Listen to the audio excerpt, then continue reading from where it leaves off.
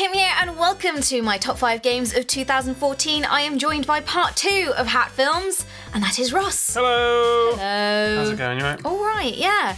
So I think you're the person Trot was talking about previously, but we'll see. We'll see. What did he say about me? He said that you were a very handsome man. Of course he did. Yeah.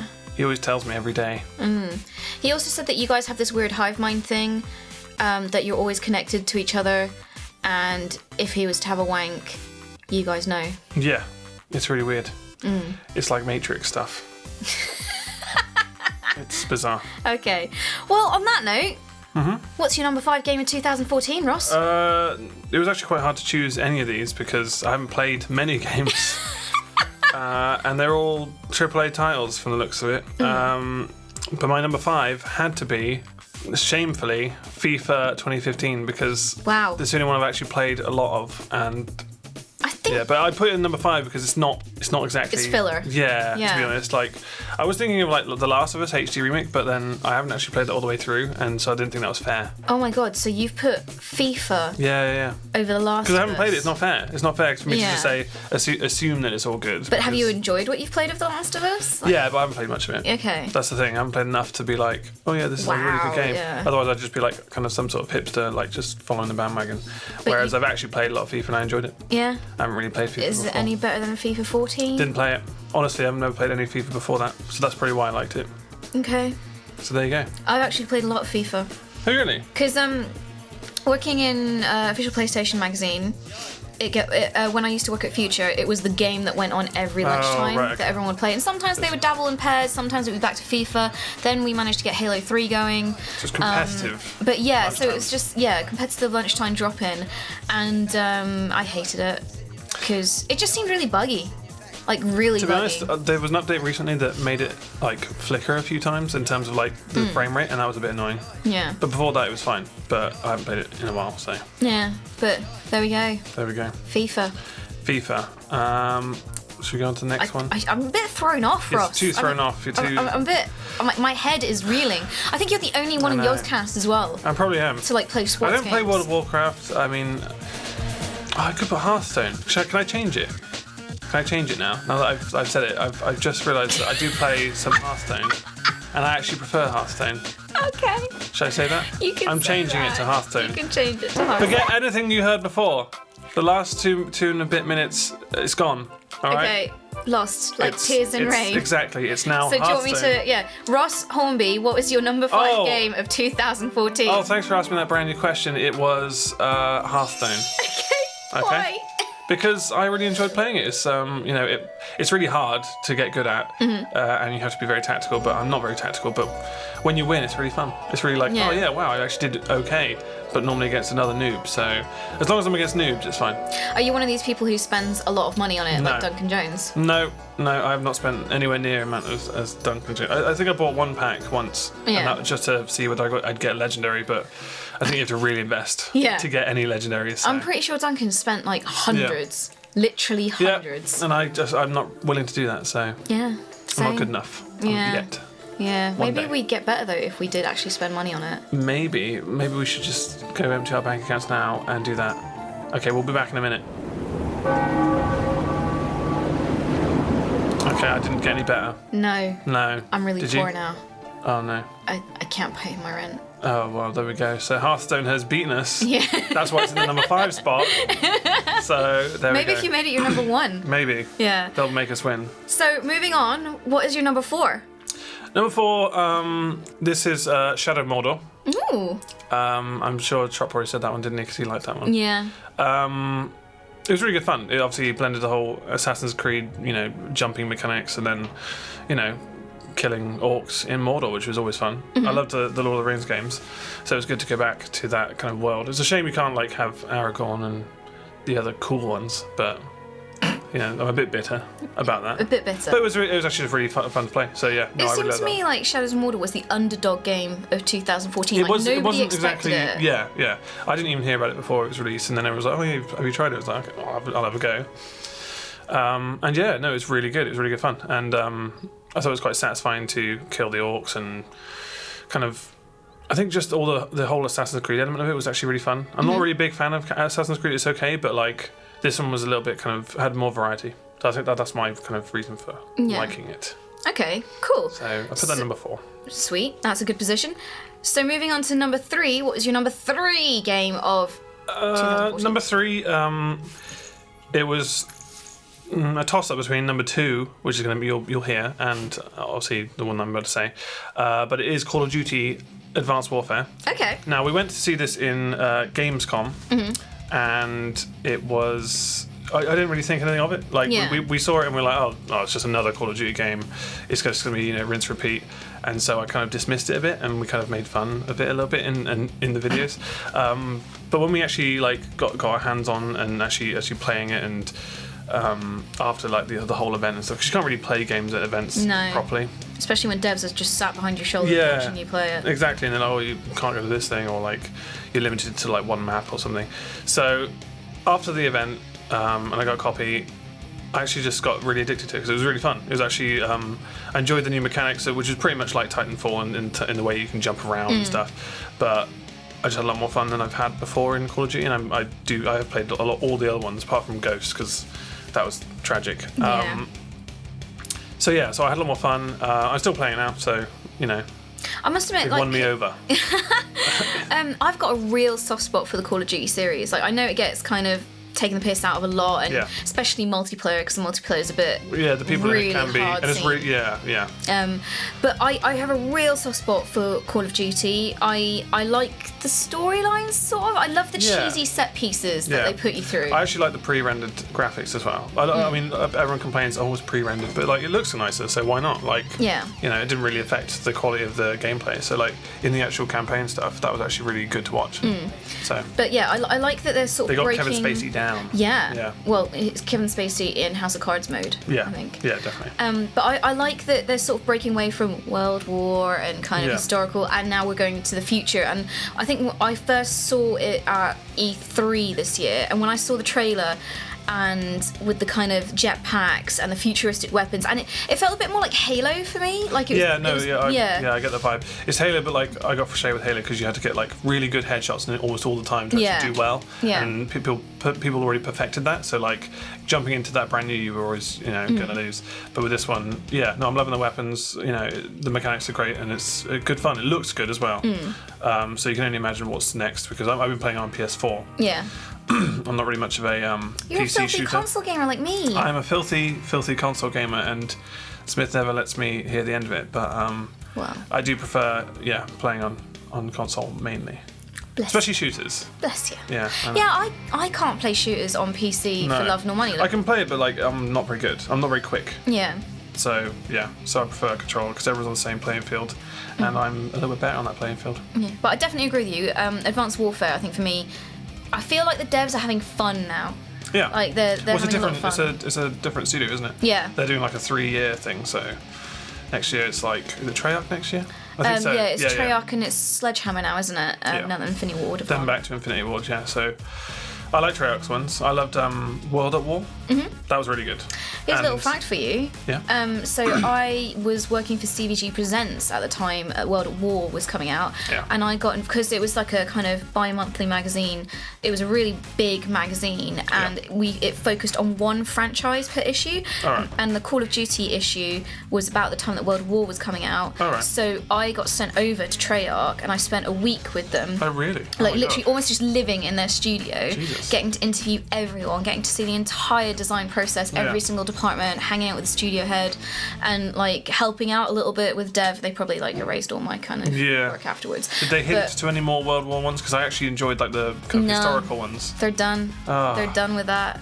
But it was amazing. It was a really fun trip, and it was amazing to kind of hang out. My favourite part actually was talking to the Call of Duty military advisor that they always used, a guy called Colonel Hank Kiersey, and he's got this deep Texan drawl, and he's the guy that they go to every time they want to talk, would this scenario run like this, would this tactic run like this, was this historically accurate, and he's just he's the most dry sense of humour. Oh god. But we kind of phoned him, and it was Texan time, it was evening time, or as he called it, whiskey supping time. And I could hear that he had a whiskey in his hand, and all my questions and he was like, "Are you a runner, Kim? You sound like a runner to me." And apparently every time he visits them in San Diego, Santa Monica, he would take the whole studio for a 6 a.m. beach run and do like beach drills and stuff like that. And he was a 60-year-old man, 70-year-old man. Jesus. Yeah. But that game was amazing. Like the guns in that were incredible. Like I want that again. But like playing it now is a bit disappointing because like any online stuff is all bugged and like, they're not going back to it to fix it, so it's just ruined. So you can never go back. No. If you look I had those moments. I had those moments and they're gone. Yeah. I've said goodbye to them. That's it. Get over it. So that's your number 3 is Call of Duty Advanced Warfare. So what's in at number 2? It's got to be Grand Theft Auto. The new gen. I'm not going to say next gen because everyone complains now. Well, it's so I'm not saying next new gen. gen. Well, exactly, because it's not next gen. Current gen. It's now We're current living gen. it. So I'm just saying new gen because it's the newest one. Air quotes were there. So yeah, I think it's a breath of fresh air into the game as it was, because it was already a really good game, but now they've enhanced the graphics. First person mode is really good, and it's really good fun to actually. I made a couple of maps recently just for online gameplay, and you can really customize it to what you want. I mean, I actually got a load of hookers to chase us with knives, and so basically it was a capture the flag type thing. So you had to go back and forth to each other's bases, grab the parcel, run back, and you do that 5 times. But in the middle of that was 20 hookers, and they're all like stabbing at you. And then only one of them has a minigun. Yeah. And you all had to be in first person as well. So it was a very kind of a unique gameplay experience. So it's kind of like zombies in a way, like in Call of Duty, but like with hookers that stabbed you.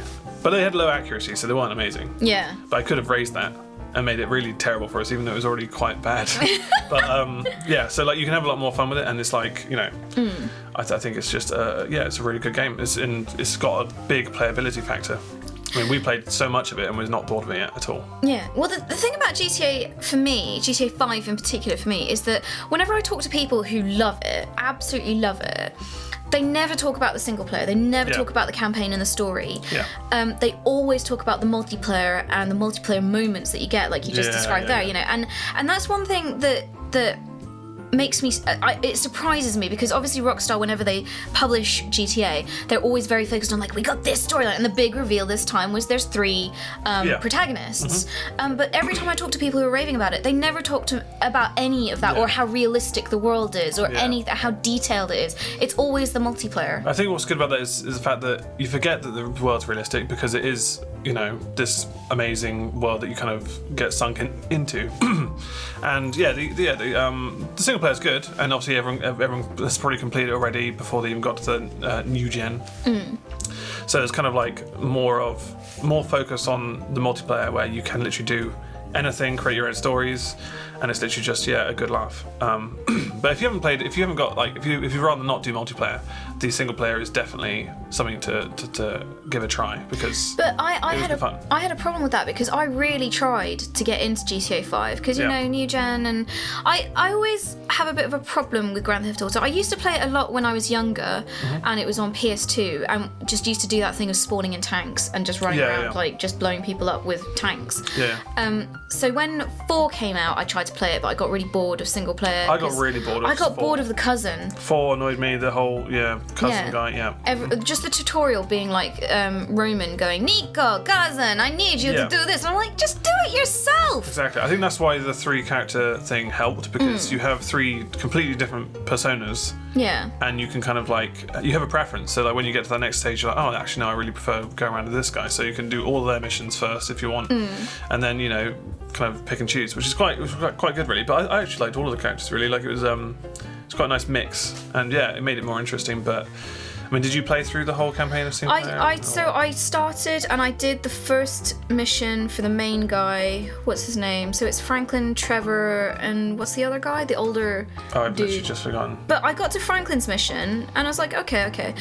But then every other word was the N-word. That was, And it really turned me off. Like, I just could not play it. And I turned it off and I never went back to it. Yeah. And then I heard that Trevor was just, friend Nathan on PlayStation Access was like, he has some really nasty missions where you're just really nasty to people. There's a torture mission, so that's pretty bad. But like, I guess that they were taking like ideas from different cultures and either like characterizing it or like making it a bit more like over the top for that reason. I think that's the thing. There was a really interesting article in Eurogamer the other week about GTA 5 and it said pretty much what we've said, like the multiplayer, amazing, loads of fun, make your own story, loads of fun with friends. But the single player in GTA fails nowadays because Rockstar have done this thing where they've made the graphics so realistic. So they've gone from a kind of cartoony world of PS2 to these super realistic, next gen graphics.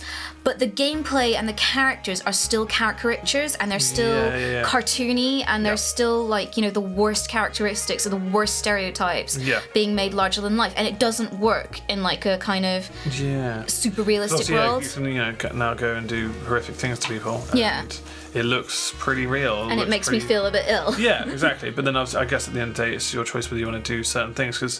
But in the game, in the actual single player, you do those things to complete the game.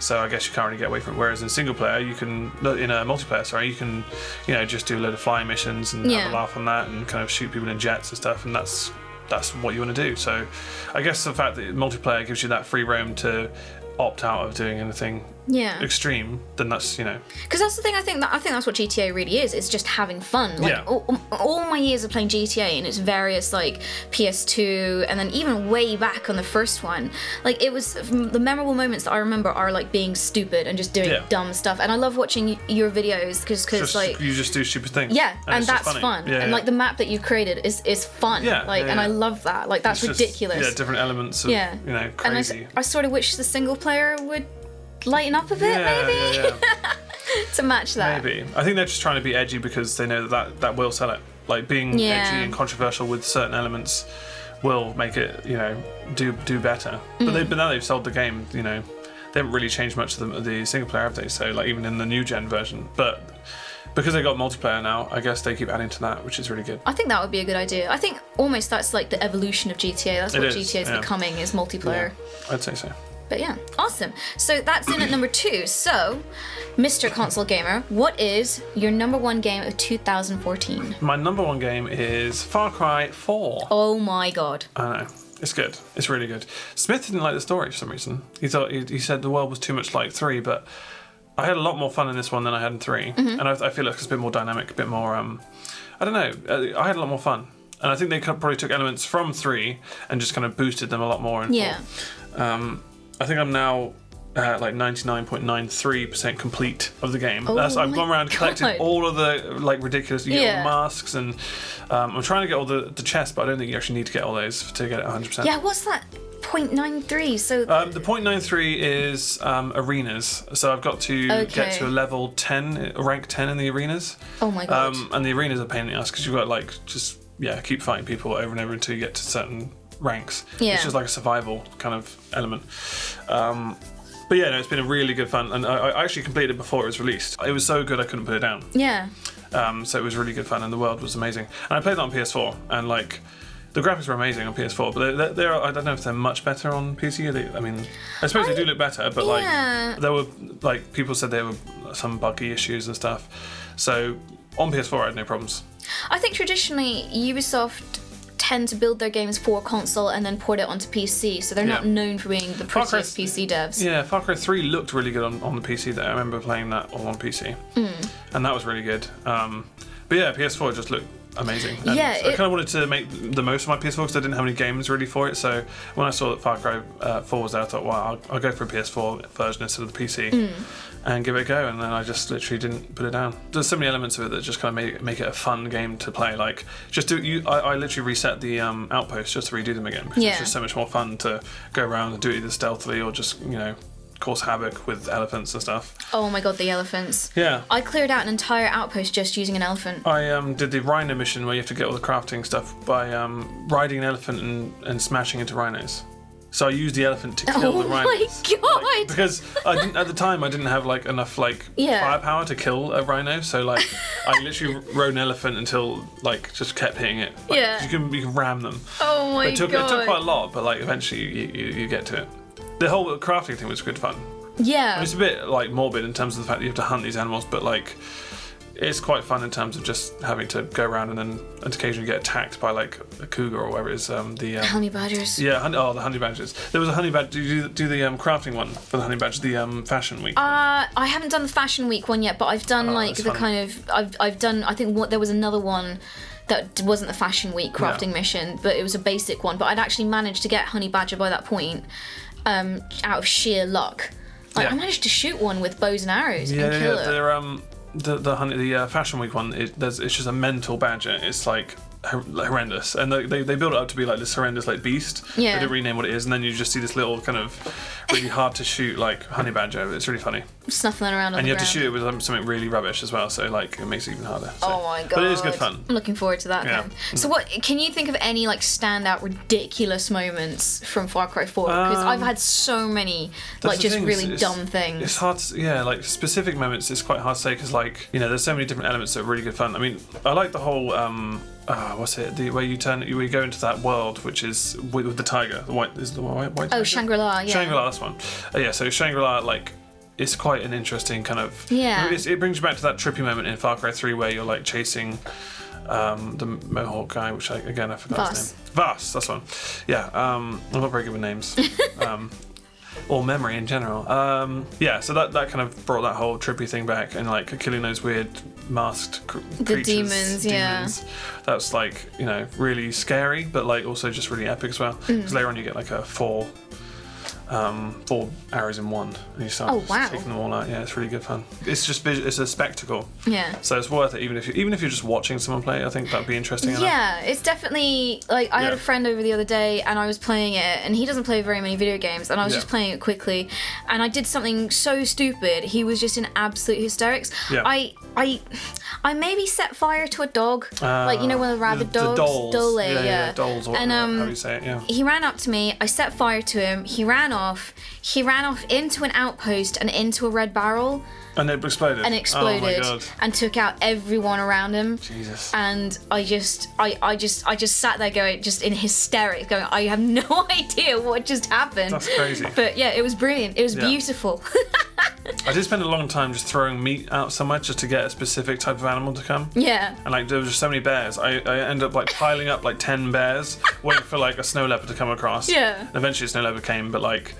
Yeah, I ended up just like having a big like pile of dead bears around. It was just oh my God, pretty bad. I think that's what I love about the Far Cry series. Well, at least 3 and 4, is just the ridiculousness of it all. And like, it's it's like this open world kind of. It's kind of like GTA in the sense that you can do pretty much anything in this world, but obviously you have this kind of lush background to it, and you can hunt animals in a hilarious way, as well as obviously all the dangerous people around there. It's just It's good fun.